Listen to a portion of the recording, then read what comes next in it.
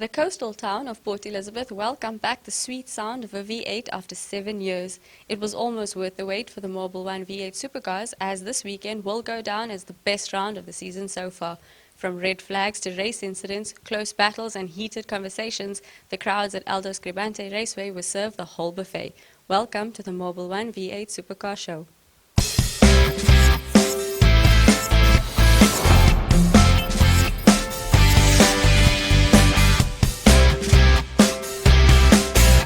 It was definitely a weekend to remember as our teams travelled, some for the first time, to the newly resurfaced Aldo Scribante Raceway.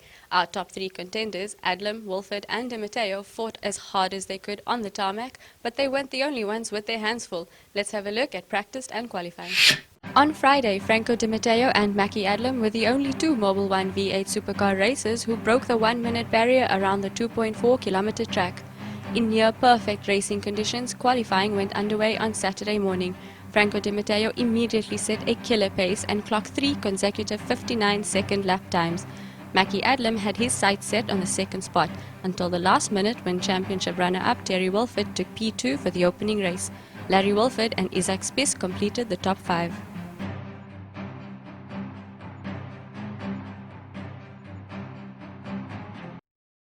And here we are again, third pole position of the season. Congratulations. Thank you very much. Yeah, look, the car was good the whole day yesterday, and I was just worried with Terry and Mackie. I mean, Mackie put 4 brand new tyres on, and I thought, here it comes. I mean, they caught up yesterday very fast, so I thought, here it comes. But yeah, you know what? I still pulled it out the bag. As you always do, and another point in the bag. High five. All right, best of luck for the rest of the races. No, thank you very much. Let's see what happens. Absolute pandemonium is the best way to describe the opening race, and a treat for the spectators on the embankments. Let's see what happened in the 8-minute race that took them 45 minutes. It took 3 restarts for the Mobil 1 V8 supercars to finally get their 12-lap show going without complications. The scariest moment was for Oke Kompan when he spun his car after the S's, blocking the racetrack. Miraculously, the whole field passed him unscathed. Franco Di Matteo maintained his lead throughout all the restarts and took an early lead from Terry Wolford, Mackie Adlam and Larry Wolford. Terry Wolford was the first top runner to drop back when his gearbox got stuck in 3rd gear. Gaining in Di Matteo's rearview mirror, Adlam got his slick tyres to work and started closing the gap. With 2 laps to go, Adlam clung to the back of Di Matteo with Larry Wolford in a safe 3rd position. In a final attempt to take the win, Adlam outbraked himself and touched Di Matteo in the top hairpin corner. Adlam didn't lose much time but saw the laughing 3rd, Larry Wolford, pass to take the win for race 1. Rookie Julian Familiaris climbed the podium for the first time in 3rd. Di Matteo encountered difficulties completing the final lap and crossed the finish in 9th. In between, Isaac Spies and Anthony Marks gained valuable points in 4th and 5th. Terry Wolford took 6th place with Oke Kompan and Steve Herbst crossing the finish line in 7th and 8th respectively.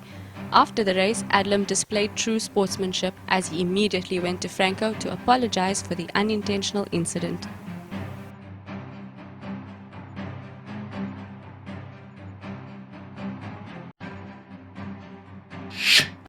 The reverse grid second race always poses an extra challenge for the top runners, and this time it was no exception.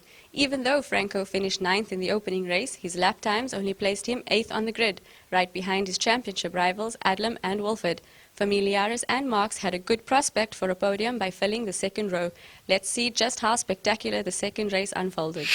Rocketman Mackie Adlam managed to take an impressive lead in the opening lap after avoiding a collision with Julian Familiaris and Anthony Marks. Terry Wolford, starting from 7th on the grid, followed suit hot on Mackie's tail. It took Franco Di Matteo another 2 laps to take 3rd position, but then the Italian stallion clicked it up a notch and took the lead while setting a new lap record for the Mobil 1 V8 supercars around the PE track. Franco never looked back and crossed the line with an impressive 4-second lead ahead of Mackie Adlam, Terry and Larry Wolford.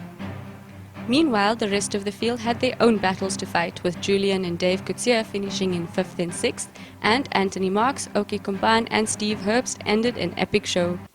So it's sweet, sweet revenge for you. What a weekend. From pole position, you killed it in race 1 until the last lap, and now winning race 2 from 8th on the grid. Congratulations. Thank you very much. Look, it was hard. And I think the horns came out through the helmet and through the roof. It's just one of those things in the first race where you got taken out. And, I mean, it's a racing accident, so it is what it is. And but you know what? I had to show we were the quickest the whole weekend. And, I mean, I broke the lap record because Jan Foury's car was Class A in a different manner. So I think I deserve a Class 1 and the lap record. So, you know what? It just makes the day at the end of the day to win that, not overall, but the second race. That was lekker for me, you know. No, definitely well deserved. I'm so excited for the last round. With just one round to go, Mackie Adlam basically has his championship fate sealed, although behind the reigning champion, everything stays open and a select few still stand a chance to fill the final rostrum. But that's not all. The Triple Crown has yet to be decided. It will be a two-way battle between Franco and Mackie for the crown. Rolf du Plessis, Ben Morgenroth, Dave Goodseer and Larry Wolford will all have to take Terry on for the third spot. We highly recommend all fans to join us at the final round at Zwartkops Raceway on the 9th and 10th of November as we hand out 2 championship trophies. Until then, remember, everything else is just a game.